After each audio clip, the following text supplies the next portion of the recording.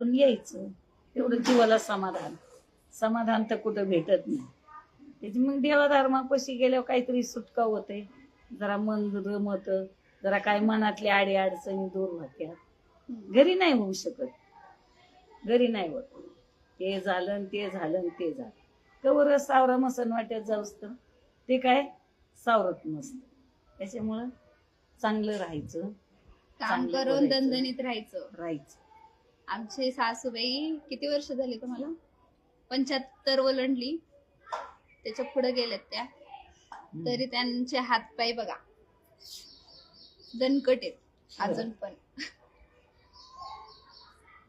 रेणुकाताई आहेत. हाय रेणुकाताई. ते खात नाही. हाय करा रेणुकाताई, हाय करा. हाय. ते नाहीत खात. सासूबाई बघ, त्यांची सासूबाई बघा. आमच्या सासूबाई काम पाहिजे, काम काम. एका हाताच्या आड सुनबाई लपटी, अशी सासूबाई. सासूबाईंनी कमवायचं आणि सुनांनी सांभाळायचं, हेच चाललंय. गोड बोलून सांभाळते, कामापुरता मामा. कवा जायचंय सासूबाई तुम्हाला? नाही हो, कालपासून म्हणती, आज पण म्हणली. तुम्ही कधी जाणार आहे? आता आणा काहीतरी बांगड्या पिंगड्या काहीतरी. आपण चला बांगड्या भरून देते, त्या कॉलनीत त्या कॉलनीत. त्यांना म्हणलं बांगड्या भरून देते म्हणजे तुम्हाला तेवढं घरी बसल्या टाइमपास होईल. मला पैसे होते म्हणती, 10 रुपये त्यांच्या खिशातून काढून द्यावं लागते ना. मग ते बांगड्या भरले होते, पैसे आले, मग तुम्हाला होते म्हणली. तिच्या नवऱ्याच्या खिशाला वजन नको ना. तिच्या नवऱ्याला नको त्रास. 10 रुपये द्यायला लागल्यावर टपूनच राहीन.